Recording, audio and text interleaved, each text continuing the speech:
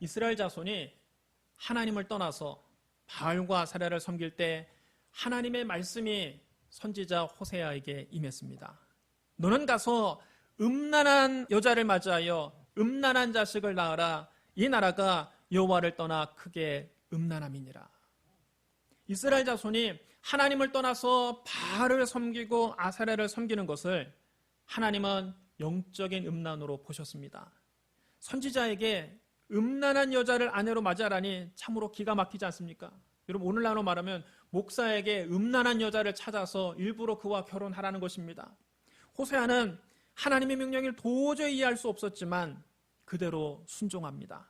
그는 행실이 문란하기로 유명한 여자 고멜을 아내로 맞이했습니다. 고멜이 호세아의 아이를 임신하여 아들을 낳았습니다.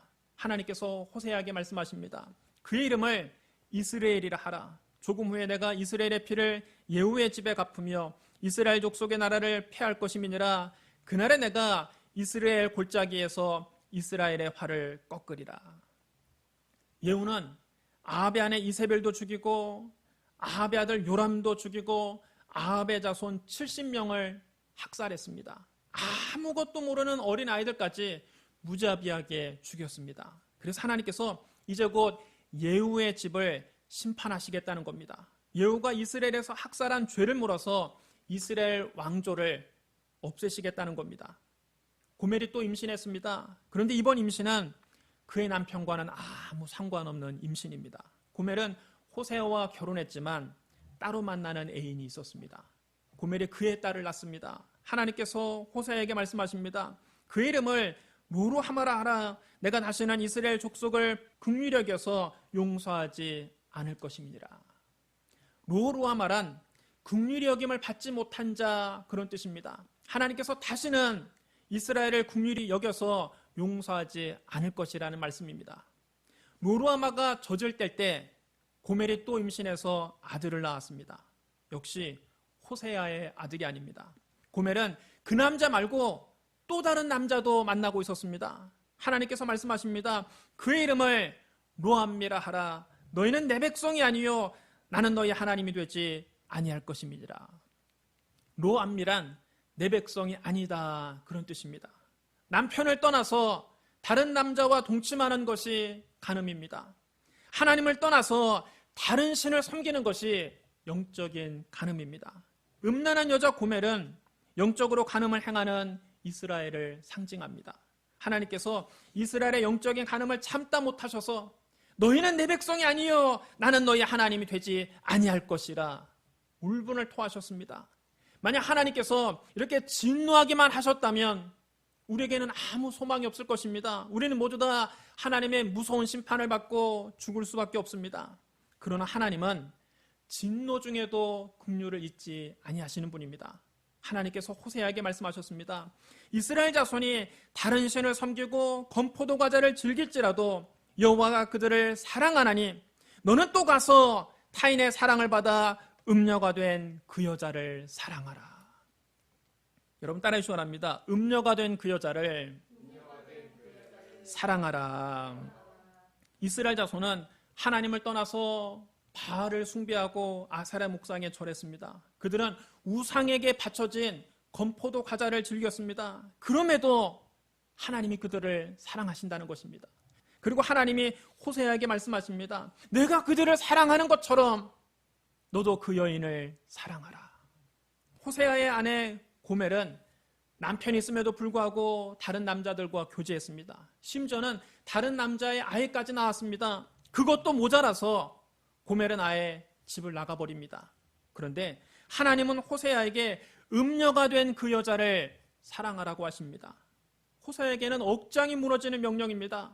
호세아는 하나님의 명령을 다 이해할 수 없지만 그대로 순종합니다. 호세아가 집 나간 아내를 찾아 나섰습니다. 한편 남편을 버리고 집을 나간 고멜은 여러 남자의 품에서 쾌락을 즐겼습니다. 오늘은 이 오빠를 만나서 함께 술을 마시고 잠을 자고 내일은 또 저 오빠를 만나서 함께 술을 마시고 잠을 잤습니다. 그렇게 방탕한 생활을 하는 동안 가출할 때 집에서 가지고 나온 돈을 다 써버렸습니다. 수중에 돈이 떨어지자 그동안 그렇게 잘해주던 오빠들이 돌변합니다. 돈 떨어진 고멜은 입에 풀칠하기도 어려웠습니다. 먹고 살기 위해서 어쩔 수 없이 오빠들에게 빚을 졌고 빚은 점차 늘어나기만 했습니다. 고멜이 빚을 갚지 못하자 그 오빠들이 고멜을 종으로 팔려고 노예시장에 끌고 나왔습니다.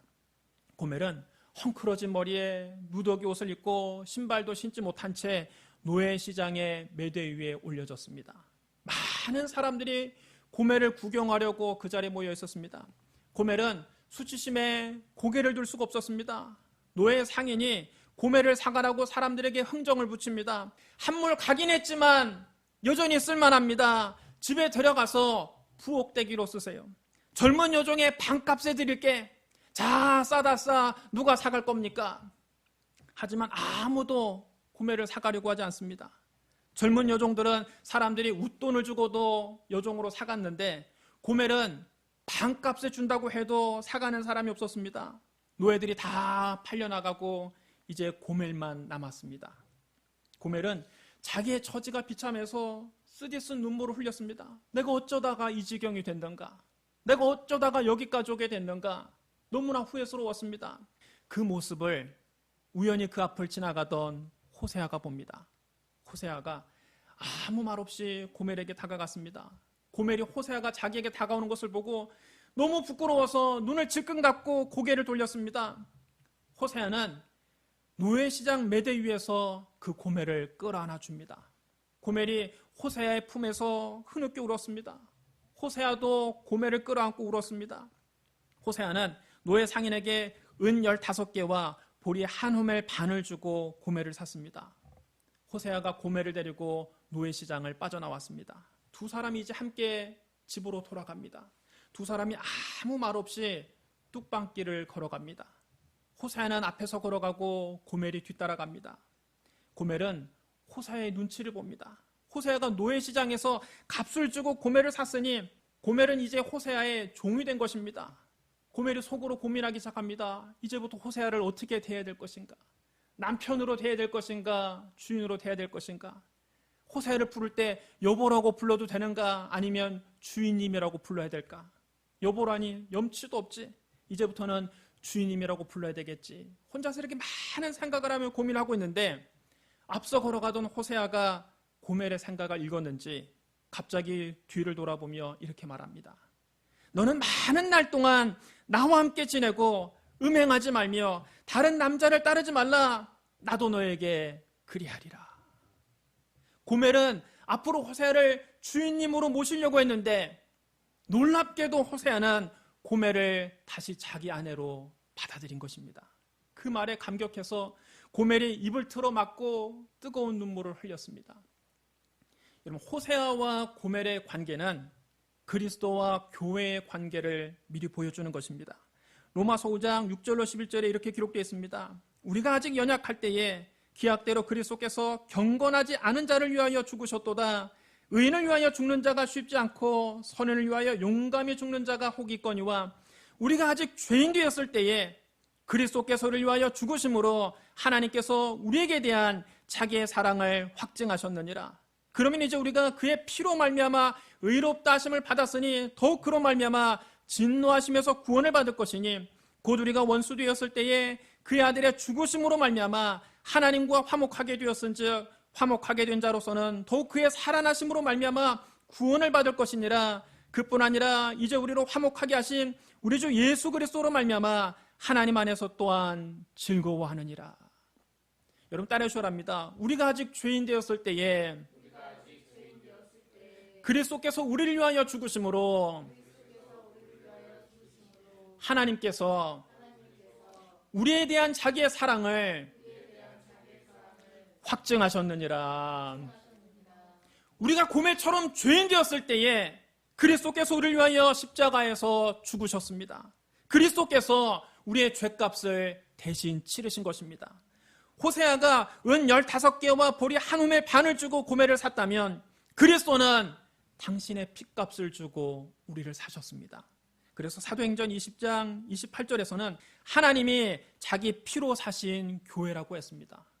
교회는 성자 하나님의 피로 사신 것입니다. 성경은 그리스도와 교회의 관계를 남편과 아내의 관계에 비유합니다. 에베소서 5장 22절로 32절에 이렇게 기록되어 있습니다. 아내들이여 자기 남편에게 복종하기를 죽게 하듯 하라. 이는 남편이 아내의 머리됨이 그리스도께서 교회의 머리됨과 같음이니 그가 바로 몸의 구주시니라. 그러므로 교회가 그리스도에게 하듯 아내들도 범사에 자기 남편에게 복종할지니라.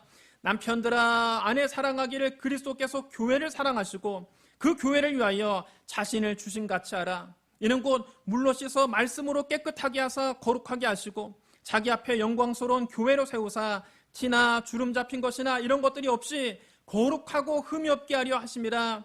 이와 같이 남편들도 자기 아내 사랑하기를 자신과 같이 할지니 자기 아내를 사랑하는 자는 자기를 사랑하는 것이라. 누구든지 언제나 자기 육체를 미워하지 않고 오직 양육하여 보호하기를 그리스도께서 교회에게 함과 같이 하나니 우리는 그의 몸의 지체임이라. 그러므로 사람이 부모를 떠나 그의 아내와 합하여 그 둘이 한 육체가 될지니 이 비밀이 크도다. 나는 그리스도와 교회에 대하여 말하노라. 남편들이 성경에서 이 말씀을 제일 좋아합니다. 아내들이여 자기 남편에게 복종하기를 죽게 하듯 하라. 들어만 들어도 은혜로운 말씀입니다. 그래서 농담 반 진담 반으로 자기 아내에게 이 성경을 펼쳐놓고 이렇게 말합니다. 여기 봐라. 성경에 뭐라고 했냐. 아내들이여 자기 남편에게 복종하기를 죽게 하듯 하라. 그러니 당신도 남편 말에 그대로 순종해라. 그러나 이것은 여러분 하나만 알고 둘은 모르는 소리입니다. 성경에는 아내의 의무에 대해서만 써 있는 것이 아니라 남편에 대해서도 써 있습니다. 바로 아래 이런 말씀도 있습니다. 남편들아 아내 사랑하기를 그리스도께서 교회를 사랑하시고 그 교회를 위하여 자신을 주심같이 하라. 남편은 아내를 위해서 자기 목숨을 내놔야 됩니다. 여러분 그래서 부부싸움 할 때 이 말씀 인용하면 사실 남편이 더 손해를 보는 겁니다. 남편이 더 큰 희생을 치러야 합니다. 아내에게 복종을 강요했다가는 남편은 아예 자기 목을 내놔야 됩니다. 말로 주고 되로 받는 격입니다. 그런 여러분 부부싸움 할 때 제발 이 말씀을 인용하지 마십시오. 이 말씀은 남편과 아내가 서로 부부싸움 할 때 인용하라고 주신 말씀이 아닙니다. 이 말씀이 궁극적으로 하고 싶은 얘기는 따로 있습니다. 사도 바울은 분명히 얘기했습니다. 이 비밀이 크도다. 나는 그리스도와 교회에 대하여 말하노라. 여러분 따르셔야 합니다. 나는 그리스도와 교회에 대하여 말하노라. 사도 바울은 이 말씀이 그리스도와 교회에 대한 말씀이라고 분명하게 밝혔습니다. 이 말씀이 얼핏 보기에는 남편과 아내에 대한 말씀 같지만 궁극적으로 그리스도와 교회에 대한 말씀이라는 것입니다. 그리스도가 신랑이라면 교회는 그의 신부입니다.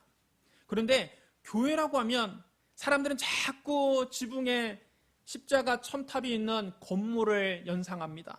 눈에 보이는 건물이 교회라고 생각하는 겁니다.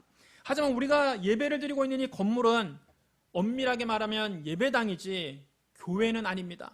교회를 헬라어로 에클레시아라고 합니다. 에클레시아의 사전적인 의미는 밖으로 불러 모으다 그런 뜻입니다. 그러니까 죄가 많은 이 세상에서 밖으로 불러 모아진 거룩한 사람들의 모임이 바로 교회입니다. 죄가 많은 이 세상에 바로 고멜처럼 마귀의 종되었던 우리를 그리스도의 피값으로 값주고 그곳에서 건져낸 사람들, 건진받은 사람들이 바로 교회입니다. 건물의 교회가 아니고 바로 성도들이 교회입니다. 결국 저와 여러분이 바로 교회인 것입니다. 예수님께서 빌립보 가이사랴 지방에서 제자들에게 물으셨습니다. 사람들이 인자를 누구로 하느냐? 제자들은 시중에 떠도는 소문을 그대로 예수님께 보고했습니다. 더러는 세례 요한, 더러는 엘리야, 더러는 예레미야나 선지자 중 하나라 하나이다. 사람들은 예수님을 세례 요한이나 엘리야나 예레미야와 같은 훌륭한 선지자 중 한 사람이라고 생각한 겁니다. 그러나 예수님은 그 대답이 마음에 들지 않으셨습니다. 사람들이 아직도 예수님이 누구인지 모르고 있었기 때문입니다. 그래서 예수님이 제자들에게 다시 묻습니다. 너희는 나를 누구라 여기느냐? 그때 시몬 베드로가 대답했습니다. 주는 그리스도시요 살아계신 하나님의 아들이시니이다. 이 대답을 들으시고 예수님이 비로소 흡족히 여기시며 이렇게 칭찬하십니다. 바요나 시몬아 네가 복이 있도다. 이를 너에게 알게 하니는 혈육이 아니요 하늘에 계신 내 아버지시니라. 내가 너에게 이르노니 너는 베드로라. 내가 이 반석 위에 내 교회를 세우리니 음부의 권세가 이기지 못하리라. 여기서 예수님이 처음으로 교회라는 단어를 말씀하셨습니다. 그럼 여러분, 교회가 뭡니까? 예수님을 가리켜서 주는 그리스도시요 살아계신 하나님의 아들이시니이다, 이렇게 고백하는 사람들이 바로 교회입니다. 여러분 따라하시기 바랍니다. 주는 그리스도시요 살아계신 하나님의 아들이시니이다. 이렇게 고백하는 공동체가 바로 교회입니다. 이렇게 고백하는 저와 여러분이 바로 교회입니다. 그런데 성경은 교회를 그리스도의 신부라고 했습니다. 다시 말하면 예수 그리스도를 주님으로 믿고 고백하는 성도들이 바로 그리스도의 신부입니다. 요한계시록 19장에 보면 장차 하늘나라에서 있을 어린 양의 혼인잔치를 이렇게 묘사하고 있습니다. 할렐루야, 주 우리 하나님 곧 전능하신 이가 통치하시도다. 우리가 즐거워하고 크게 기뻐하며 그에게 영광을 돌리세. 어린 양의 혼인기약이 이르렀고 그의 아내가 자신을 준비하였으므로 그에게 빛나고 깨끗한 세마포 옷을 입도록 허락하셨으니 이 세마포 옷은 성도들의 옳은 행실이로다. 여기서 신랑은 우리를 위해서 십자가에서 죽으시고 부활하신 어린 양 예수 그리스도요, 신부는 예수 그리스도를 주님으로 믿는 성도들입니다.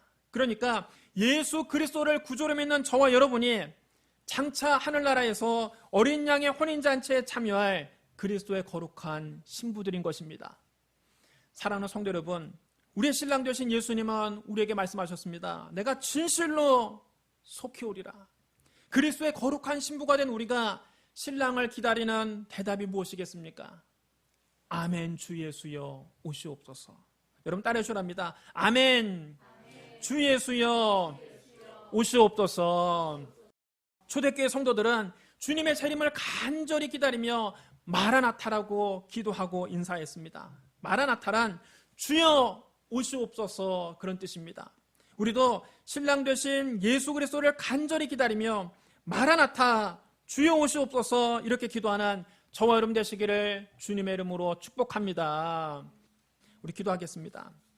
사랑과 은혜가 풍성하신 하나님 아버지, 죄로 말미암아 마귀의 종이 된 우리를 구원하기 위해 예수님께서 십자가에서 당신의 목숨을 내주신 것을 감사합니다. 예수님께서 우리의 구주시요 신랑이신 것을 믿습니다. 성령이여, 우리가 그리스도의 거룩한 신부가 되게 하여 주옵소서. 다시 오실 주님을 간절히 기다립니다. 아멘, 주 예수여 오시옵소서. 예수님 이름으로 감사하며 기도드리옵나이다. 아멘.